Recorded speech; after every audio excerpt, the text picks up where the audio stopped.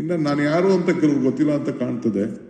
ಯಾರೋ ಒಬ್ಬ ಕಿರಣ್ ಹೆಬ್ಬಾರ್ ಅಂತ, ಅವನು V the apartment owners of Bangalore are waiting patiently for many years for the KOU amendment bill to be passed. While we understand the delays can happen, we strongly that we wait for another 2.5 years is unacceptable.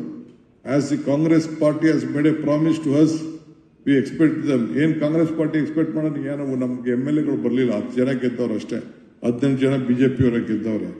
We represent a ಇನ್ನೊಂದು ನೋಡಿ, we represent a significant voting bloc.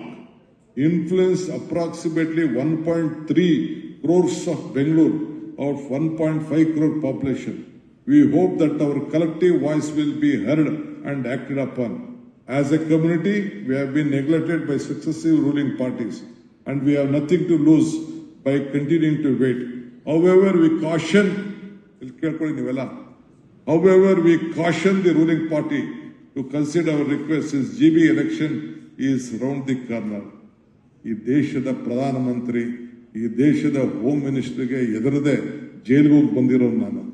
ನಿನ್ಗೆ ಅವನು ಯಾವನೊಬ್ಬ ಹೆಬ್ಬಾರ್ಗೆ ಎದುರ್ಕೊಳ್ತೀನಿ ನಾನು? Basic common sense ಇಟ್ಕೊಳ್ಬೇಕು. ಯಾರ ಹತ್ರ deal ಮಾಡ್ತಾ ಇದ್ದೀವಿ? ನಾನು ಇರೋದು ನಿಮಗೋಸ್ಕರ. I have called you to help you. You can't warn this government. ಯಾವನೇ ಆಗಿರಲಿ, ಸ್ವಲ್ಪ ಬೇಸಿಕ್ ಕಾಮನ್ ಸೆನ್ಸ್ ಇಟ್ಕೊಳ್ಬೇಕು. ನನಗೂ ಬೇಸಿಕ್ ಕಾಮನ್ಸ್ ಇದೆ, ಏನು ಅಂತಿದೆ. ನನಗೆ ವಾರ್ನ್ ಮಾಡೋದು, ಕಾಶನ್ ಮಾಡೋದು, ಇವೆಲ್ಲ ಯಾರ ಹತ್ರ ಇದೆಲ್ಲ?